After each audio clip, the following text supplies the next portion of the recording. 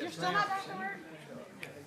They don't want to release me. I asked them, I went up there to heart failure specialist. They want to do an echocardiogram first, so that's August the 6th, to see what my injection fraction is. 2 more weeks. Huh. Yeah, killing me too, buddy.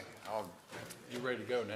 Yeah, then my PERS on me. I didn't even know. I'm like, man, you know that I'm footing that bill. I said, footing the bill. Because I guess, I ain't working. Then much health insurance not coming out my check. Yeah. God, so I don't want that hanging on my head. I said, man, I told the doctor, you got to write me a note. You got to write me a note. Let me know whether I'm going to do long-term disability or something. You gonna make it to the 6th? Huh? I'm thinking I start back before then. I mean, business it's just, too. and like I said, just have to take off Oh, from the yep. doctor. Just Yep. let them know, my condition, so I'm not coming back parked out there. You gotta do what you gotta do. Yeah, absolutely. Sorry to hear that. But it never even dawned on me that they were doing that. Yeah. That's good they are. Yeah. Absolutely. Trying to get cheap. Hey, Bradley. I know. He's politicking. Yes, that's I want Mr. Tom. He said, where is he at? We wouldn't start actually, big dog. All right, here we go. Good evening. Good evening. I'm going to call the order of City Council and Mayor to order here on Tuesday, July 22nd, 2025. If you'd stand up for the invocation from Councilman Quinlan. Heavenly Father, we come to you this evening asking for your guidance, wisdom, and support as we begin this meeting. Help us engage in a meaningful discussion. Allow us to grow closer as a group and nurture the hands of the community. Fill us with your grace as we make decisions that might affect the lives and individuals in our community. We ask these things in your name. Amen. Amen. If you remain standing, pledge of allegiance.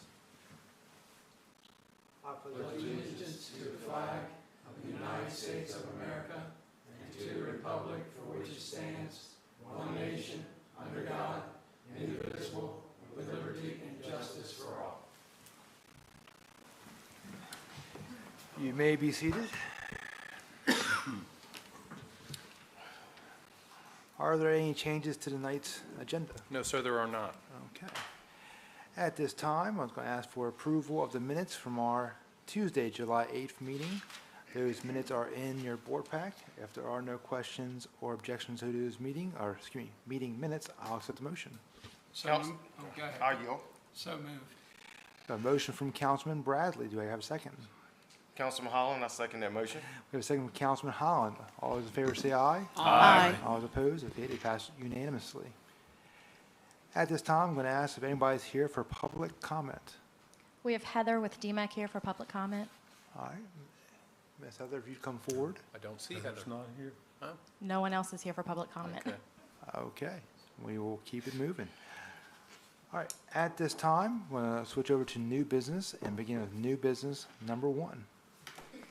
Going to ask Mr. Brett Jett, PE, to come up and make a presentation, and Miss Lisa Wool to accompany him.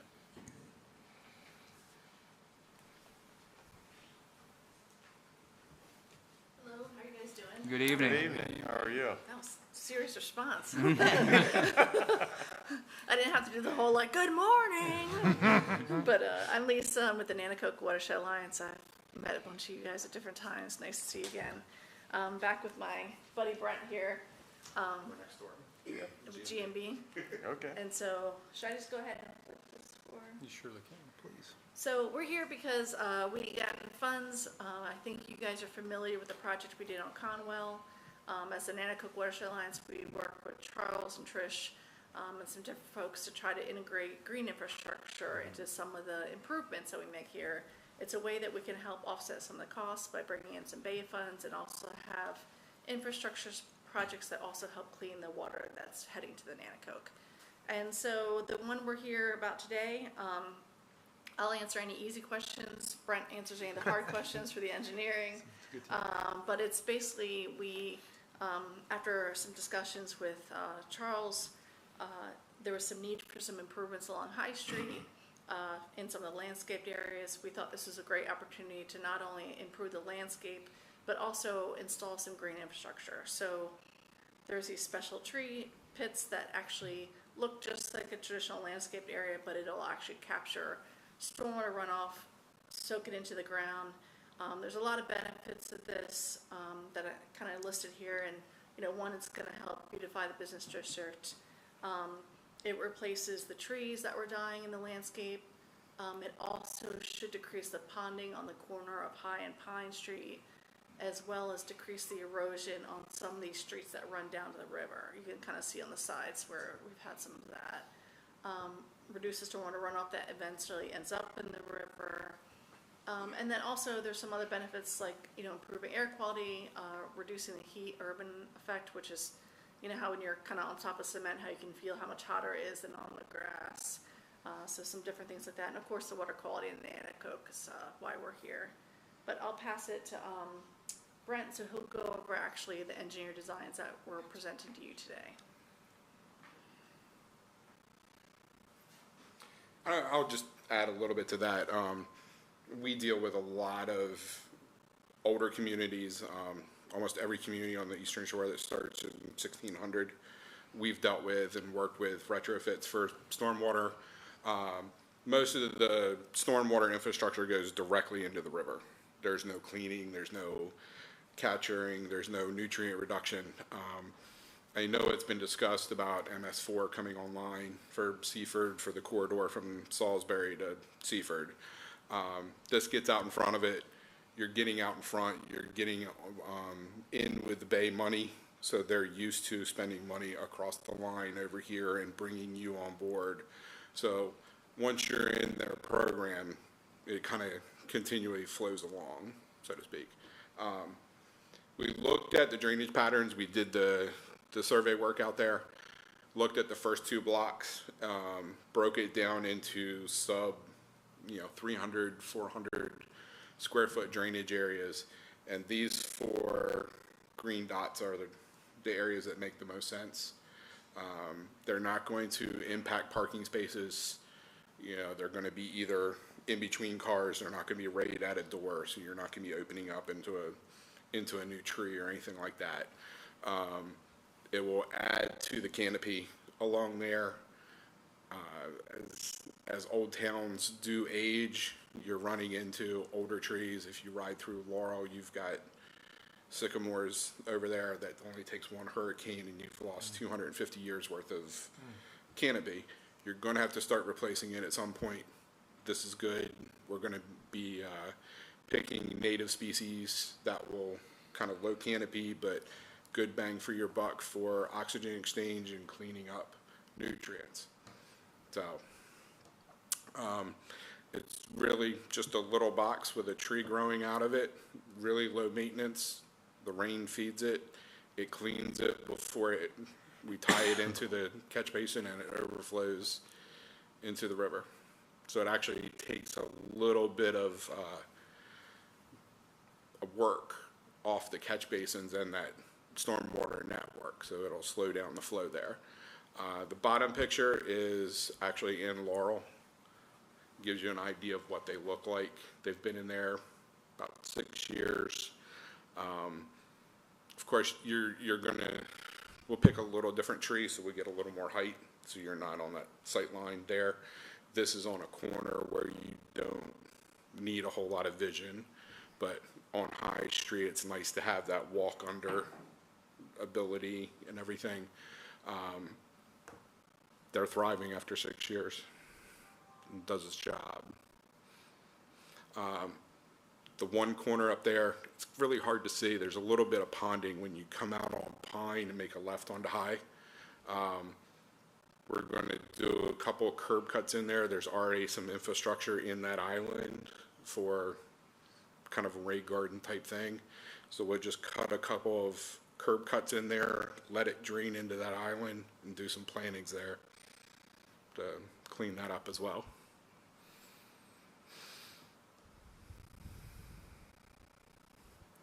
Okay. Any questions? Any questions from the council? Councilman Quinlan? What kind of time frame you have on this? I think once we get the approval today, then we submit for funding for construction. That's usually 6 months to a year to get this money lined up. And for anything we do, we always have to put it out for bid. so that would probably be another 3 months. So on the ground, if we're successful at fundraising, I'd probably say a year to 18 months. It's probably like a fair, honest assessment. Okay, well, in that particular area, we're gonna have a lot of construction going on there with the townhouses and the restaurant going there. Will that interfere with anything? No, no. We'll be out on the street and we'll be away from any entrances or anything that they're gonna be doing.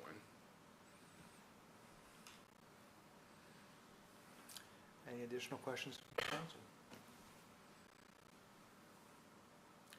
Okay, if there are no additional questions, I'll set the motion. Councilman Quillen, I'd like to make a motion to approve the design concepts for Phase 1 stormwater management improvements and renovations on High Street - Market to Pine Street as presented. All right, we have a motion from Councilman Quillen. Is there a second? I second the motion. We have a second from Councilman Bradley. All those in favor say aye. Aye. All those opposed? Okay, passes unanimously. Thank you so much. Thank you. Thank you. Thank you. I'm going to move on to new business number 2, and I believe our police chief, Marshall Kratz, is in the house.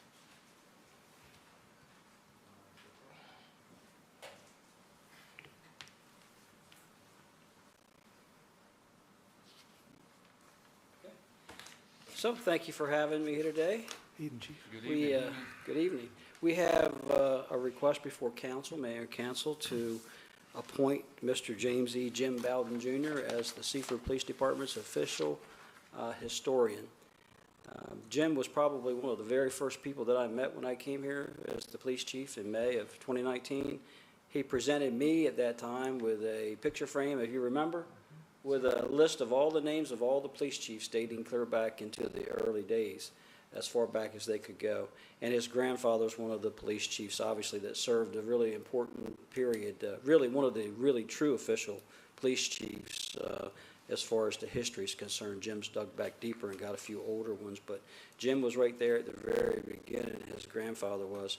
And he has helped us tremendously to start building our history, which is going to be something I think that the city can be proud of. And with that, I'd like to call Jim up, if we could. As the fire whistle goes off. Right on cue. Good evening. Good evening, Jim. I know that I had presented a recommendation, and I have a bio, so I'm just going to kind of yield to the council to tell me if you'd like me to read as a bio, or do you want to do a proclamation, or? Can I do a disqualification on the picture I provided for the chief? He said, give me a picture. And so I gave him a picture, but it's a much redder beard that that picture came from. So I just That would wanted be to- impossible. Yeah, So- much younger man. So I found a picture on his Facebook site of him wearing a uniform from back in that era, Wow. back in the day, and I just thought it was appropriate to add that next to him. Very cool. And I was hoping he would actually wear it here tonight, if he didn't. So with that, I'll just say that you know, Jim Bowden has a list of distinguished service. Jim brings a lifelong passion for preserving local history and a distinguished background in public service and telecommunications. A retired senior 911 systems technician with Verizon, Jim served with the state of Delaware for 45 years. 32 of those years, he was the lead technician overseeing critical emergency communication systems.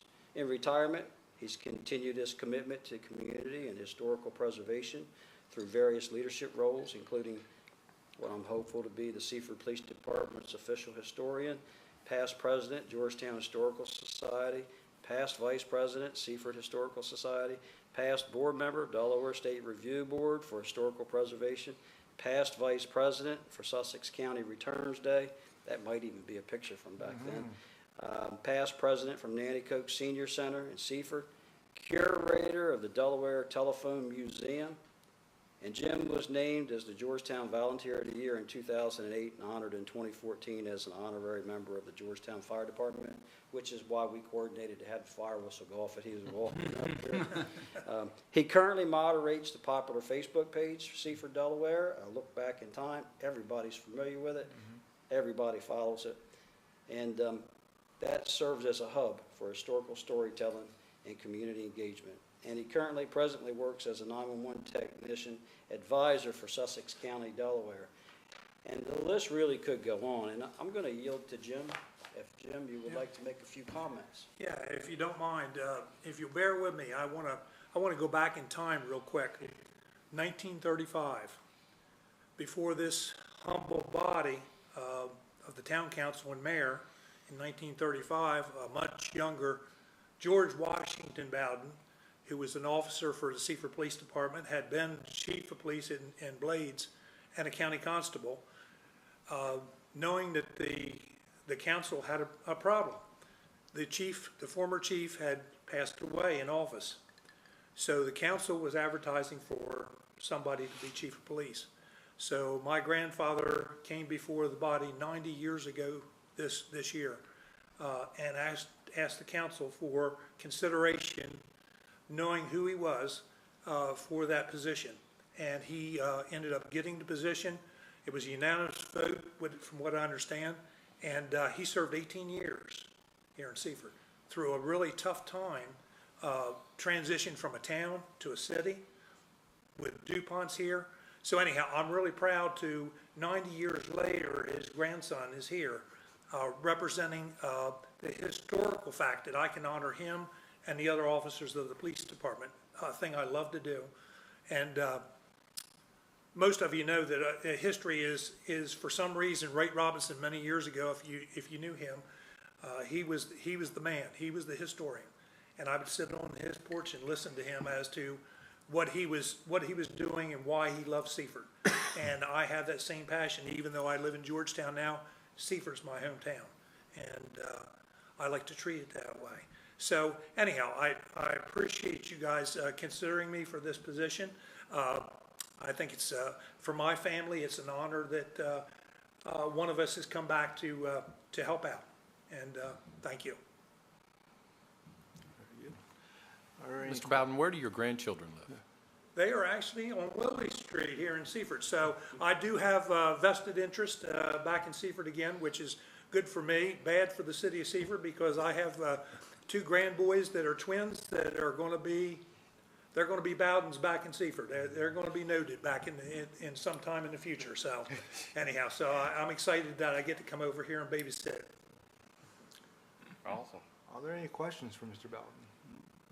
No question, I just want to make a comment. I just want to thank you so much for what you do and all the information that you provide and the history. I mean, it's really exciting to go, and I look on Facebook and just to see what comes up next on, on your timeline there of all the history and everything. Thank you. So I just want to say thank you for everything you do. Yeah. I enjoy doing it, and I enjoy that younger people are starting to look back at their history here in Seaford. And there's some people that have moved here, which is really nice. For the future of Seaford, the move here, there's a lot of them now, and I didn't realize how many there were, and they've started joining the page and understanding where Seaford came from, which is humbling and fun to do. Thank you. I have a question. Yes, sir. I get this question all the time, actually.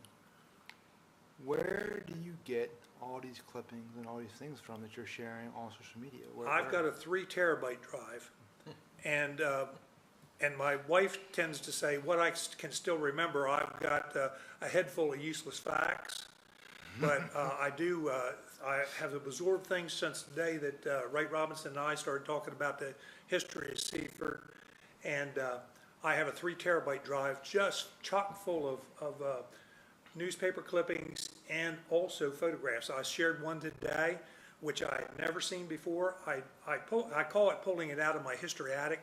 But when I pull it off the 3 terabyte drive, I looked through it and I saw something today, and it was the Ross Phosphate Works down on the Nanticoke River.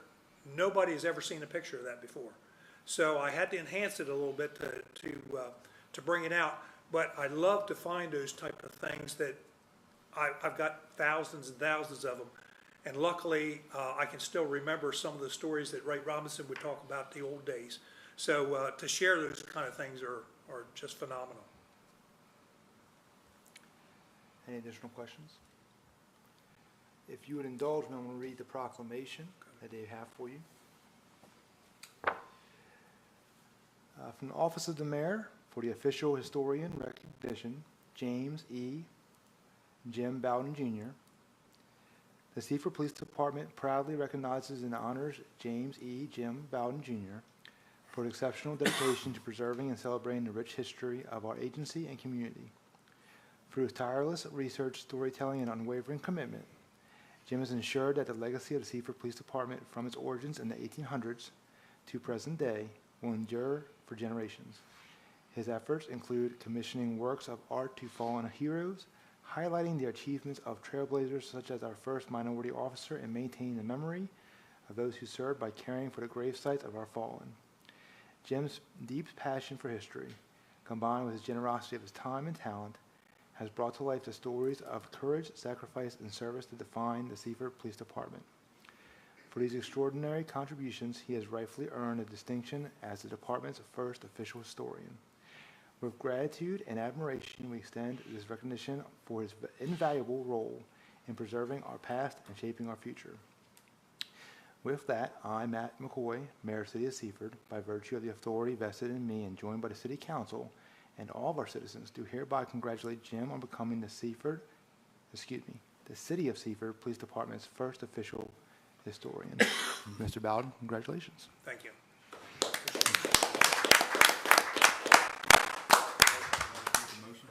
He's gonna You make a gotta make motion. it official. I know we gotta make a motion here. I was gonna, okay. Okay. Well, you better hope we all vote. In the affirmative. You guys get it. Go ahead. You guys get up there. Come on down.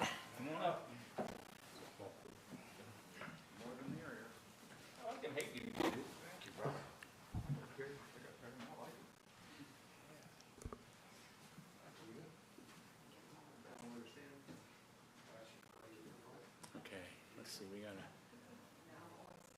Okay, Jim, let's see. Where are you gonna be, Jim?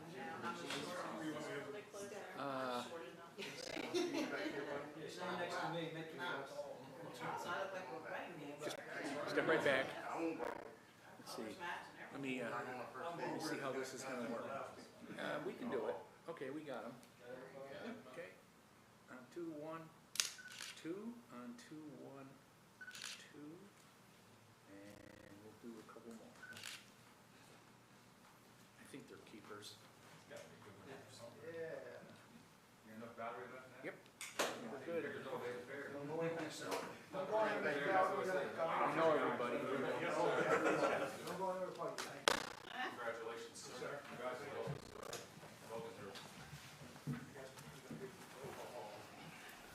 Mr. Bowden, don't go anywhere quite yet, sir. Got to make it official. We gotta make it official. All right. At this time, regarding new business number 2, I'll accept the motion. Mr. Mayor, Councilman Holland, I make the motion to approve the recommendation of the Department of Mr. Jim Bowden to serve as the Seaford Police Department's historian as presented. Okay, I have a motion from Councilman Holland. Is there a second? As a high school history teacher, I will second that. We have a second from Dr. Grassett. All those in favor say aye. Aye. All those opposed? Okay, it passes unanimously. Before you go anywhere, I got a surprise for you. I think this is a wonderful occasion for you, all right? You spent a lifetime of honoring people in the city of Seaford. So I want to do something for you. I want to honor you and the Bowden family. Started a new tradition this year of honoring people in our city for doing amazing things, and you have recognized so many. I wanted to ask you if you can provide me a date in the future, this fall. We'd like to honor you and the family, Bowden, with your own day here in the city of Seaford. What do you say? Yes, sir. Thank you very much. All right, you put this on your calendar?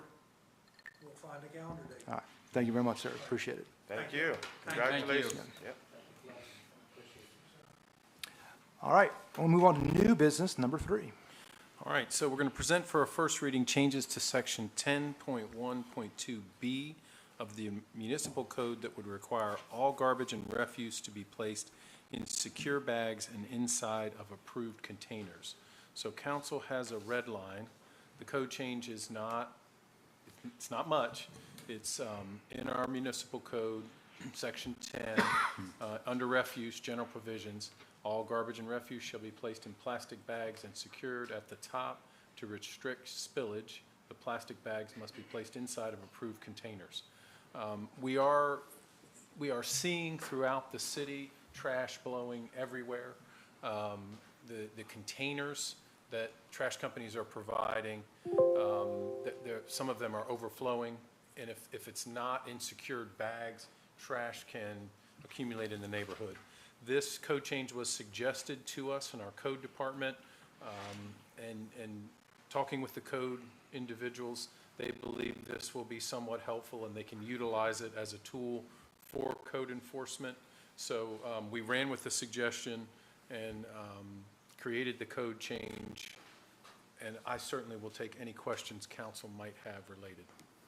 I got one. Councilman Holland. Hey, what brought this about? Were you getting a lot of complaints, or So, just something code Yes. department seeing itself?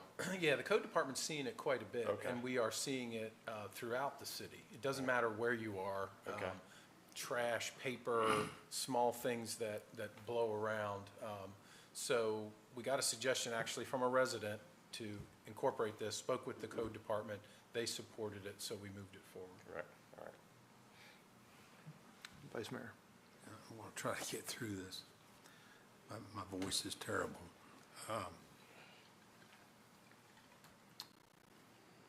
Most recyclers do not allow plastic bags in their dumpsters. How are we going to overcome this? Yes, so Councilman Quillen and I spoke about that, and I actually misspoke. I did have in front of me the rules. I pulled them here and had them on the table. But anyway, Councilman, you are correct. And this is carefully worded. I spoke with the building official today. All garbage and refuse, not recycling. So we're going to enforce it on garbage, trash containers. We understand about recycling, they're not permitted. One of the problems in speaking with our building official, though, is some people, they have two cans. One is recycling, one is trash. They don't necessarily understand that it has to be separated, so they're finding a lot of trash in recycling containers. So again, this helps them have that conversation with, you've got to separate this. Trash has to be bagged and tied up. Recycling has to be in a closed container and an approved container. Does that help with that? It's an interpretation of the code specifically. I guess so. Do you have any suggestions for modification?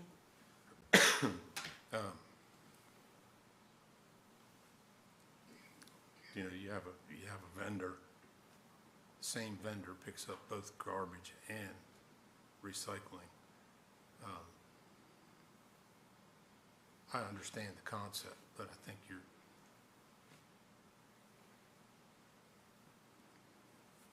it's not clear as is written, unless there's going to be some definitions added in that section. Related to what garbage is and Garbage, refuse? refuse, and recycling.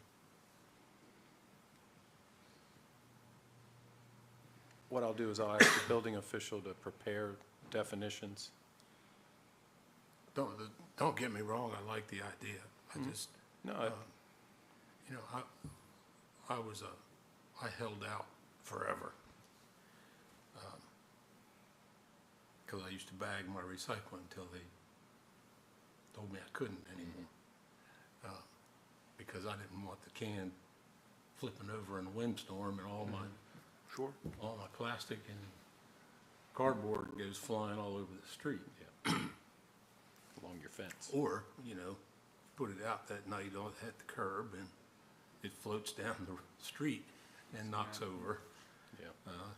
in a rainstorm. So I just, I like the idea of bagging, recycling, but it fouls up their equipment, so it makes it untenable. Yeah, I'll get with the building official, see if we can, if the municipal code has definitions for either of the three. If not, if he can add definitions to this for clarity. So when we communicate with residents, we can try our best to be clear.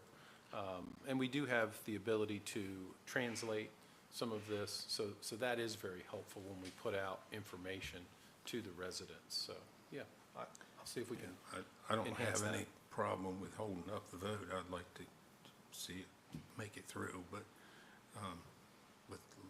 let's make it perfectly clear. It's a first reading. We'll bring it back with the second reading with the definitions added to it. And I think also with the definitions to clearly separate recycling. Even if you just give a definition of recycling, it doesn't say that recycling is not expected to be bagged as per. Just define recycling, you're suggesting. Well, I would also say that you're not expecting recycling to be bagged Gotcha. as per Oh, I got you. the waste Just add hauler's to it. recommendations, yes. In accordance with state regulations. Yes. Gotcha. On a side note, I just wanted to make you aware that the unsightly dumpster on Pine is now at the back of the parking lot on Arch. Good, Yeah, that happened this morning. good. That took a little longer than we had hoped, but That's all that's right. good news. Any other questions or comments relating to new business number 3? Okay. So since it's the first reading, we do not require a motion. We move on to new business number 4. All right, new business number 4 is present for a first reading changes to section 15-22.2C and 1522.3H, 1552.3C of the municipal code that would permit the sale of adult use marijuana. Council has in their board pack the proposed red line change, and it's pretty short. Section 15.22.2 uses by right.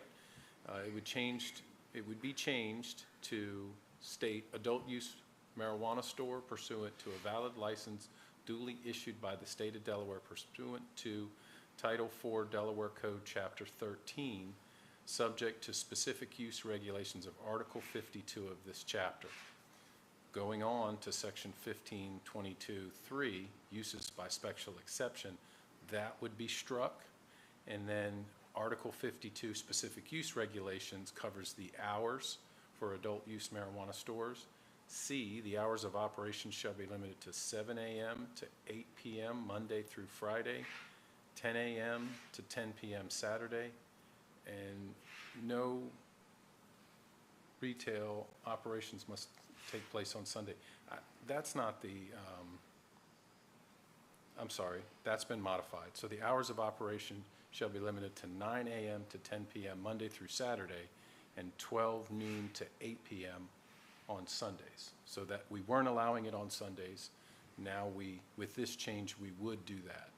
I just would like to point out that we had this use in our zoning ordinance prior to this. It was a special exception, and it required, you can see some of the language that was struck there, it required the federal government to remove it from their Schedule I designation. And that's why we don't have one. That's why we have not had one. We had the legislation in there. We had specific use regulations which regulated the days of week you could sell, the times. But until that change occurred, we have not had and could not approve any recreational or adult use marijuana sales. This change, if accepted, would permit that as a use by right, and it would allow that to continue or to occur, and it would allow it to occur 7 days a week, including Sunday, with limited hours. I will try to answer any questions. I'll make one other comment, I apologize. This is the first reading of this, but because this change is to the zoning ordinance, we will have to have a public hearing as part of the second reading. So that has been scheduled and advertised for August 20, I'll give you the exact date, August 26th. So we will have to hold a public hearing at that meeting. That will be also the second reading, should council move forward with this. And then action could occur on it after that point by council. If council approves it, we would have to advertise it for 30 days, and then it would become effective after the advertising of 30 days. Okay. Any questions from Councilman Bradley? Well, I know that this is going to become a reality eventually, but I'll be quite frank, I am not thrilled about Sunday at all. I'm just not. We've got 3 churches downtown, we have a lot of activity, and you guys will be home, and I'm going to be witness to it. And it's just that simple.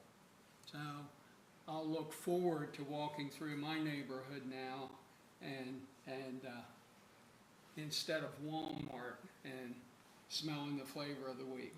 So I'm not an advocate for Sunday. I really am not. I struggled with it for 30 years in my own business, and it was one of the best decisions I ever made. Any questions or comments from council? Okay. I just want to be clear on one thing here. Our code or ordinance right now are stating that we're allowing 2 facilities, right? You are correct, sir. Okay, but that is not changing. That is not changing. Okay, so That- we're not adding any more No, of that. that requirement is one of the specific use regulations in Okay. the existing code. Yes, sir. I got one on that Sunday. Now, is that a state requirement or that's something that's in our ordinance that was? This is in our ordinance. Okay. My understanding, and my understanding is limited, Councilman, but my understanding is the Office of Marijuana Control, established by the state, is permitting it on Sundays with either these hours or slightly more than that. But I think currently they are permitting it 12 to 8 on Sundays. That's my understanding of it. So the state is permitting it, sale on Sundays. Any additional questions or comments on new business number 4? Okay, since this is the first reading, it does not require a motion, so No, we'll sir. move on to new business number 5. All right, so slightly related, this is presenting for approval a revision to the fee and rate schedule that would increase the adult use retail marijuana business license fee. So council has in their packet a draft of the schedule of fees and rates. You'll see the red line there, it would be amended July 22nd today, and it would be effective September 1st, 2025. So the effective date is planned to be around the time that this would become effective, if that's the direction we're going to go with City Council. I'll direct your attention to page 4 of 8, about midway. It states adult use retail marijuana business license. The annual license fee is $50,000 proposed. Okay. Do you have any additional questions or comments from council on new business number 5?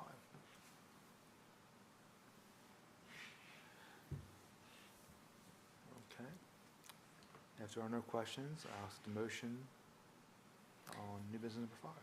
Councilwoman Grassett, I make a motion to approve the revision to the fee and rate schedule that would increase the adult use retail marijuana business license fee as presented. Okay, we have a motion from Councilwoman and Dr. Stephanie Grassett. Is there a second? Councilman Quillen, I'll second. And a second from Councilman Quillen. All those in favor say aye. Aye. All those opposed? Okay, passes unanimously. And now on to old business.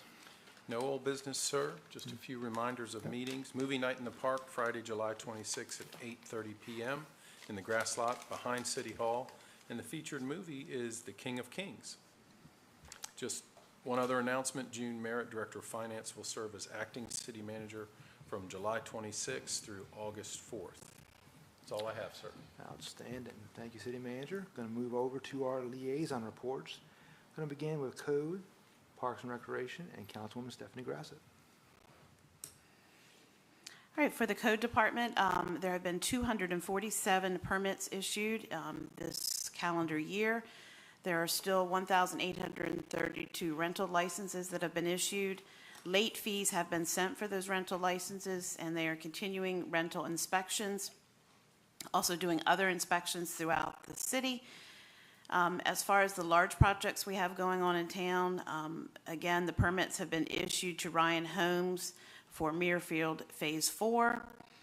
There are 2 lots remaining for construction in the Bel Air single-family portion on Danfield Drive. The Western Sussex Business Campus, they are awaiting final inspection, And once they are, it looks like we may have our first tenant for that storage space. And the Nylon Capital Project, if you ride by, you can see all of the things going on there. The demolition is continuing to progress.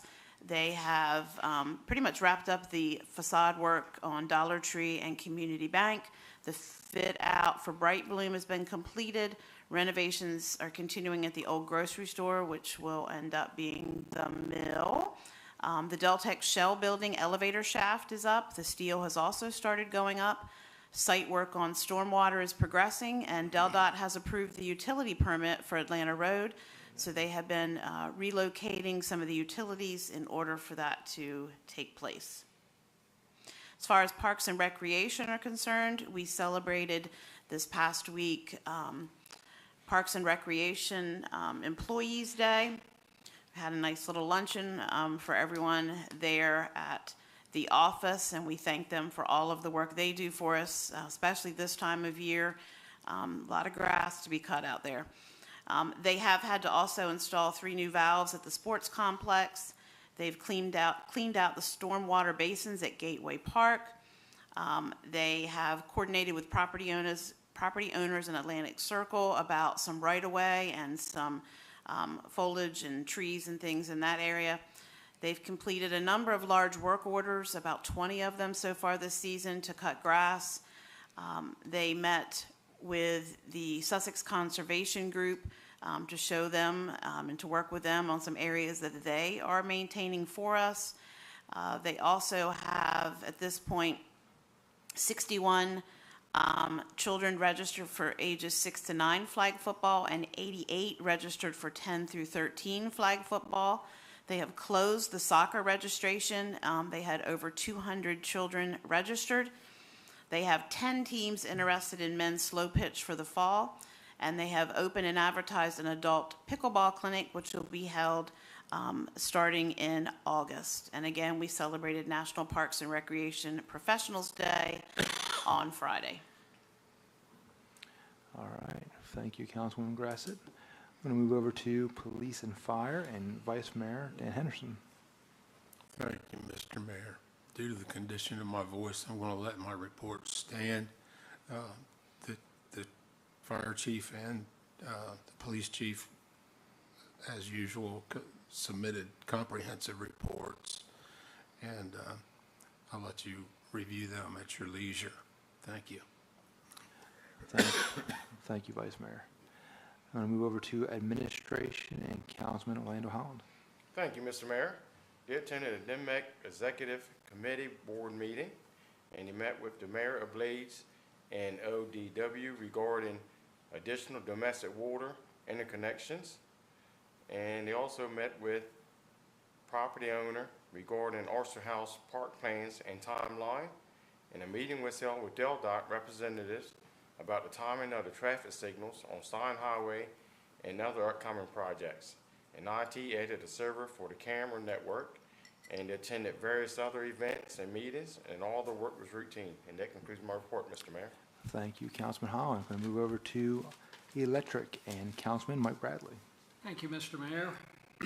Greg Brook was at DEMIC today, so it gave City Manager Anderson and myself time to gossip, catch up with the city happenings.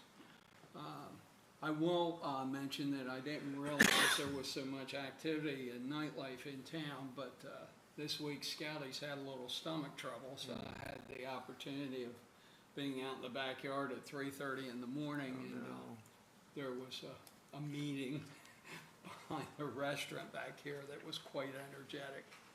So moving right along, poles have been set at the renovation center, and they wired Muirfield Phase 4 underground, replaced transformers at 534 pump station, trenched and replaced transformer on Hurley Park Drive, cut trees in Crossgate, did underground conduits at the Seaford Innovation Center, replaced lights at the pool with LED. New pole light was installed at Gateway Park. There was an outage on 14 North Front and East Ivy. And Greg met with many during the past 2 weeks, but the one I thought that was worth a mention was Shanahan Associates regarding the Nylon Boulevard streetlight project and getting an estimate for said project. And that's the end of my report. Respectfully submitted, Mike Bradley. Thank you, Councilman. And last but not least, our Public Works and Wastewater Treatment Facility and Councilman Alan Quillen. Thank you, Mr. Mayor. I'll start with Public Works. Installed stop signs on East Ivy Drive. I just want to say thank you to the chief for all he did in preparing everything for that and all the studies he did. I'm starting to see all the slow down signs coming up off the yard, so something must be happening positive there on that.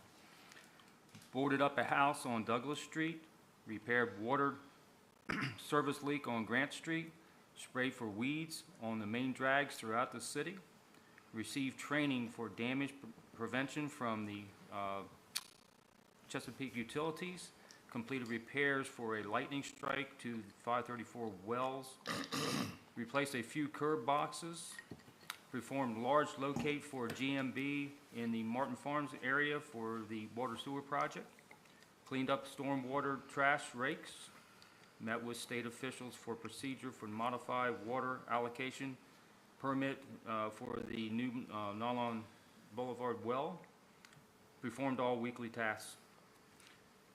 Wastewater treatment and facility compost, plant looks fantastic. I've always wondered how fantastic it's looking, so I'm going to take a private tour myself next week. All systems running smooth. Dewatering, BFP performance is not ideal, but typical for the summer weather. Replaced intake silencer on blend tank blower. PAA trial started yesterday. The DMR and the sewage and the SCUSSD reports were completed. I'm going to learn all this someday. DNRAC annual inspection was performed on July 16th, passed with flying colors per Director Mears. Repaired sludge thickener polyblend solenoid, rebuilt gearbox for the Oxix mixer. This was actually in the budget to replace that gearbox, but they were able to get it sent out and get it repaired, so it did a lot of savings to our budget on that. So that completes my report, Mr. Mayor. Thank you, Councilman Quillen. I believe we may have a few slides or pictures, perhaps, uploaded. There we go. You may recognize some of these kiddos. These are the family McCoy. I'm going to brag on them for a minute. Every year, we take a week during the summer. My wife, being the saint that she is, takes them around the city. We call it Volunteer Appreciation Week. We take the kids to the police department and the fire department and just visit with local first responders, just tell them how much we appreciate them. And they get to hang out with them for a few minutes, and they get to show them a little bit about what they do on a day-to-day basis. So these cute little kiddos are from Sarah McCoy and company, and they had a great week this past week. And just want to thank everybody involved from the fire department, police department. They're so gracious with their time to wrap their arms around our children. We really appreciate it, and just want to thank them for their commitment to our city. Yes. Hold, please. You said you were going to mention it.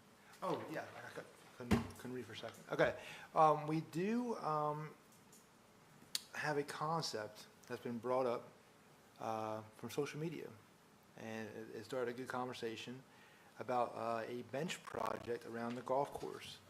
I know Councilman Quillen, you were looped in on that and had some good conversations. It's something that the city is going to look into. I think it's a good idea. I know our Parks and Recreation Director, Katie Hickey, has taken the initiative to provide us some data and some quotes for what it would take to do that. So I wanted to mention it here tonight as a reminder that, you know, we serve our community and our residents, and if you see something that you'd like to see improved or an idea that we're not currently putting into practice, please bring it up. we want to put things into practice that's going to benefit our community. I thought it was a good idea, and we're going to try to see it potentially to fruition. So that could be coming your way in the near future. Before departing for this evening, do also want to thank Dr. Ben Carson, Mr. John Hollis, and the Merit Organization. Had a wonderful evening this past Friday. I know many of us in this room were there. Vice Mayor Henderson and his lovely wife accompanied me on a wonderful evening, seeing so many in the area recognized for just being cornerstone families in our area. It was a pleasure to be a part of. And with that, I also have the motion to adjourn the meeting. Councilman Holland, I make that motion, Mr. Mayor. I have a motion from Councilman Holland. Is there a second? Councilwoman Grassett, I second. I have a second from Councilwoman Grassett. All those in favor say aye. Aye. All those opposed? Okay, passes unanimously. Good night, everybody.